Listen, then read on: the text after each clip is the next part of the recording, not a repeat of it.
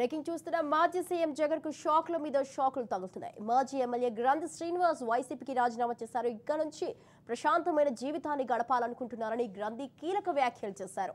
గడిచిన 5 ఏళ్లు ఎన్నో ల్యాండ్ మార్క్ పనులను చేశాను, అయినా నాపై ఎన్నో కుట్రలు పన్నారని ఘాటు వ్యాఖ్యలు చేశారు. విలువలు పాటించకుండా తప్పుడు ప్రచారాలు చేశారన్నారు. ఏ పార్టీలోకి వెళ్లాలని నిర్ణయాన్ని త్వరలో ప్రకటిస్తారన్నారు. ఇక గౌరవం ఎక్కడ ఉంటే అక్కడుంటారన్నారు. కుటుంబ సభ్యుల సూచనలు నిర్ణయాలతో ముందుకు సాగుతారని గ్రంథి శ్రీనివాస్ తెలిపారు. అలాగే పార్టీ ప్రాథమిక సభ్యత్వానికి రాజీనామా చేస్తూ దీన్ని జగన్మోహన్ రెడ్డి గారికి పంపించి నా రాజీనామాని ఆమోదించవలసిందిగా కోరుతూ ఆయనకి ఈ లేఖను పంపించడం జరుగుతుంది.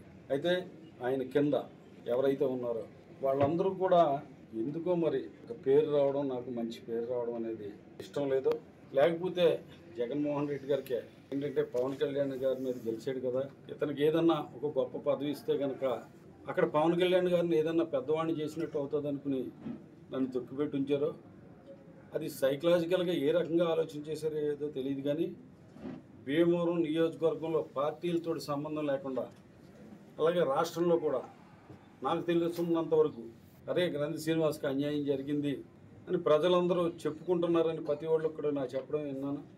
అయినప్పటికీ కూడా జగన్మోహన్ రెడ్డి గారితో ప్రయాణం చెయ్యాలనుకున్నప్పటికీ కూడా కానీ జిల్లా నాయకులు కానీ పై స్థాయిలో ఆయన కింద ఉండేవాళ్ళు కానీ చాలా చిన్న చూపు చూడటం, చాలా చులకనమైన మాటలు మాట్లాడటం ఇవన్నీ జరిగినాయి. ఈ పరిస్థితుల్లో పార్టీకి అలాగే ప్రాథమిక సభ్యత్వానికి నియోజకవర్గ ఇన్ఛార్జిగా రాజీనామా చేసి ప్రశాంతమైన జీవితం గడపాలని